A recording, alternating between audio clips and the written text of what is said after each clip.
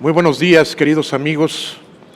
Hoy, jueves 25 de mayo de 2017, segundo día de los trabajos de estas terceras jornadas internacionales de Derecho Penal Tributario, tengo el gusto y me complace presentar a mi amigo, el doctor Juan Terradillos Basoco, quien es participante e integrante de la delegación española que participa con nosotros en este congreso de clase mundial.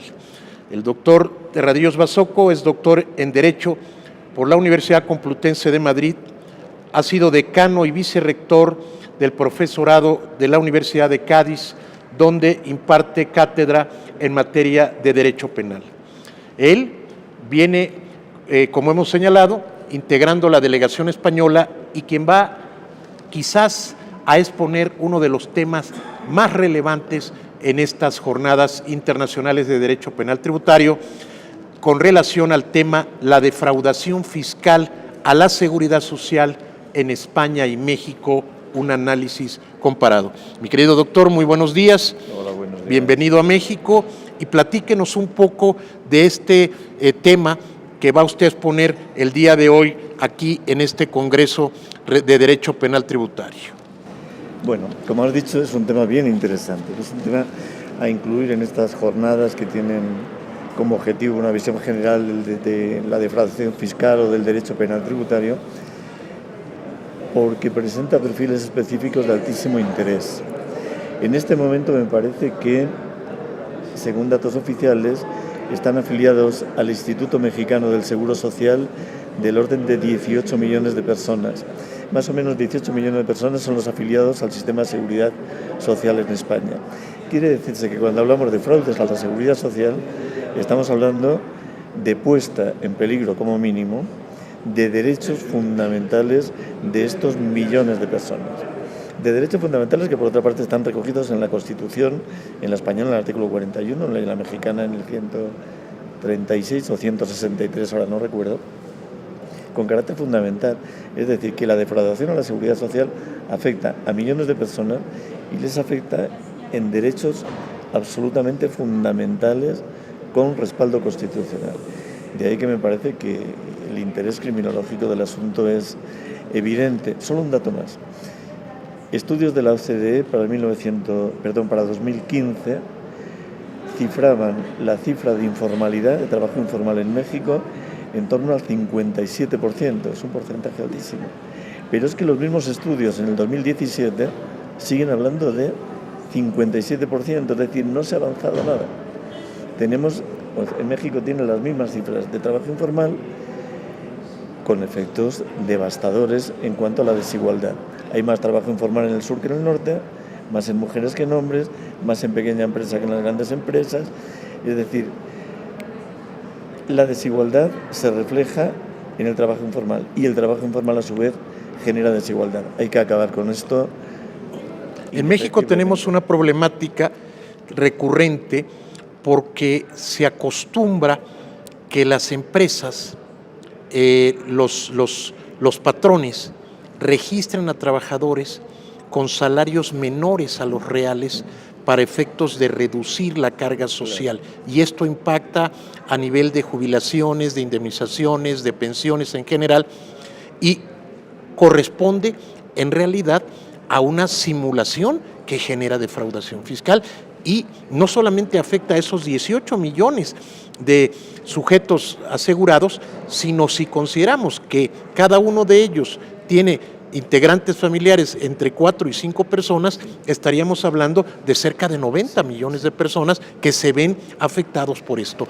¿Qué consecuencia y qué deberíamos de hacer a este respecto? Aquí me parece, has dicho que en México tenemos esta problemática, lamentablemente no es solo México, en España tenemos exactamente la misma, no sé si cuantitativamente equiparable, pero cualitativamente también. Es decir, es una práctica muy extendida de burla de derechos de los trabajadores a través de defraudación a la seguridad social. Aquí me parece que es muy importante tener en cuenta lo poquito que puede hacer el derecho penal, porque cuando son prácticas socialmente aceptadas, incluso pareciera que los trabajadores están de acuerdo, Y en muchos casos lo van a estar individualmente considerados, porque prefieren trabajar en esas malas condiciones que no trabajar. Es correcto. Esto en México no sé cómo se nota, pero en España, con índices de desempleo en torno al 28%, 30%, esta cuestión es terrible. El derecho penal yo creo que tiene que estar ahí, pero siempre tiene que estar como última ratio, amenazando con sanciones, pero hay que prevenir, hay que evitar. ¿Cuál es la causa que genera esta forma de empleo informal, digamos, relativo? Porque se reconoce el hecho laboral, pero no las retribuciones.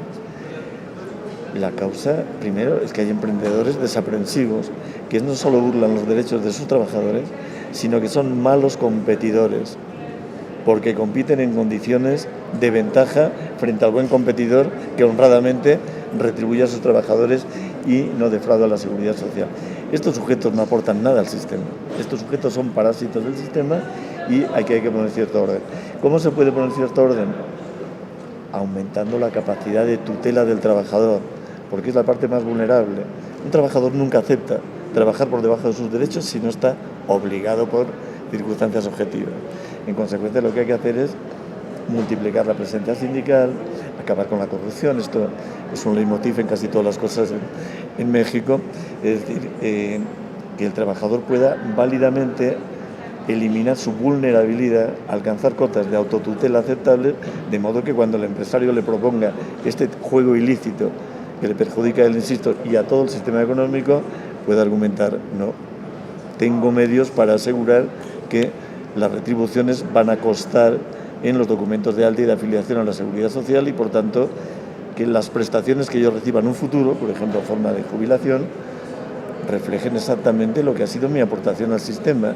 Claro. Y no se vean menoscabadas por el enriquecimiento ilícito tuyo. Esto también en el caso mexicano es lo que yo he denominado la trilogía de la defraudación fiscal.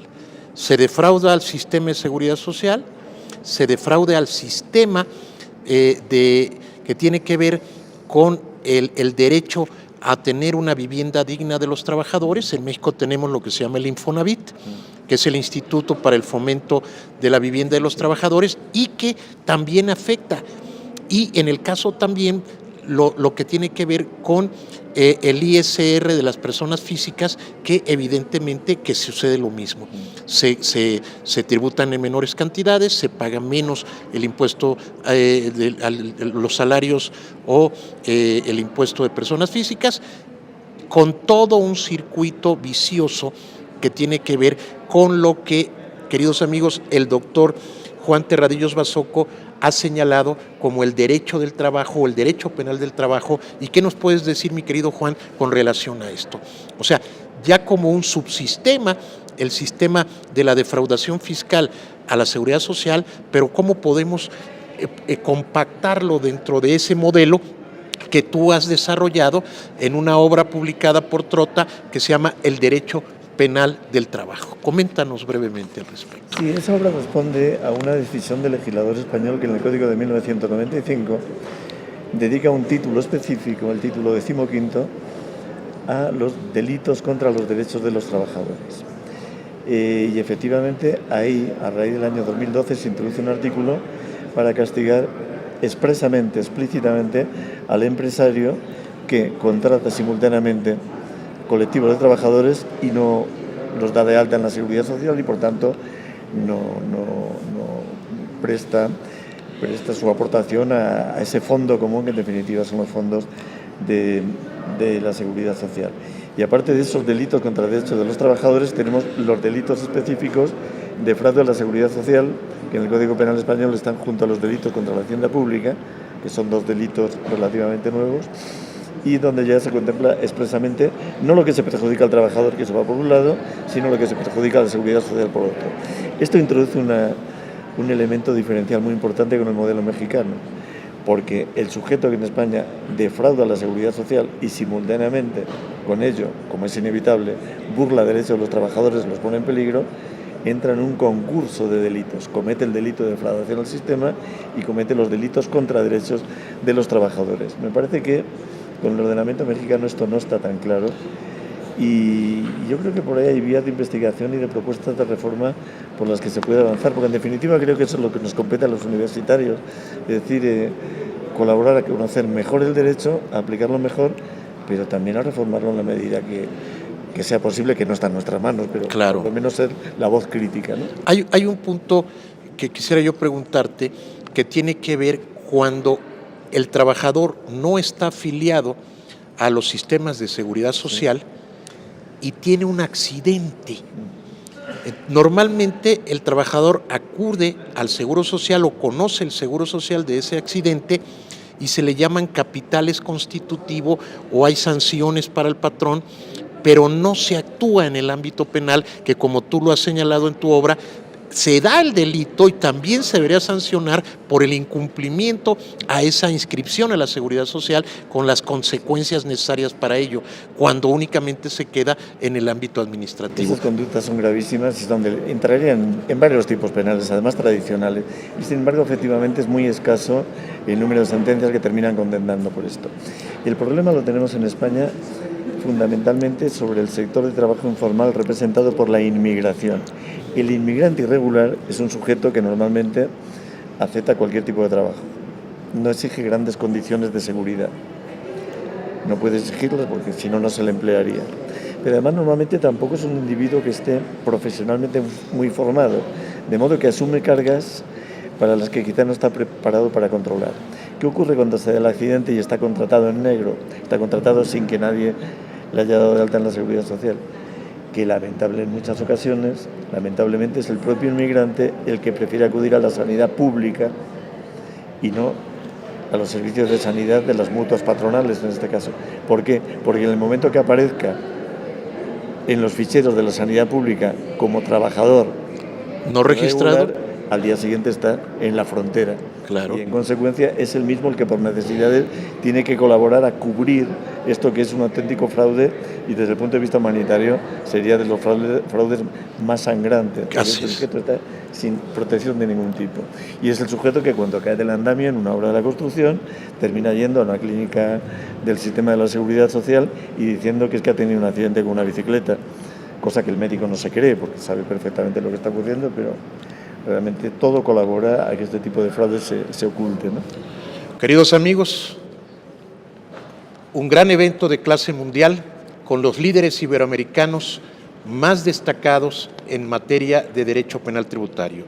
El doctor Juan Terradillos Basoco, quien va a participar el día de hoy con el tema La defraudación fiscal a la Seguridad Social en España y México, un análisis comparado. Agradecemos la presencia aquí en esta entrevista de nuestro amigo, el doctor Terradillos Basoco, y a ustedes los espero en una entrevista en un momento posterior. Saludos a todos y buenos días.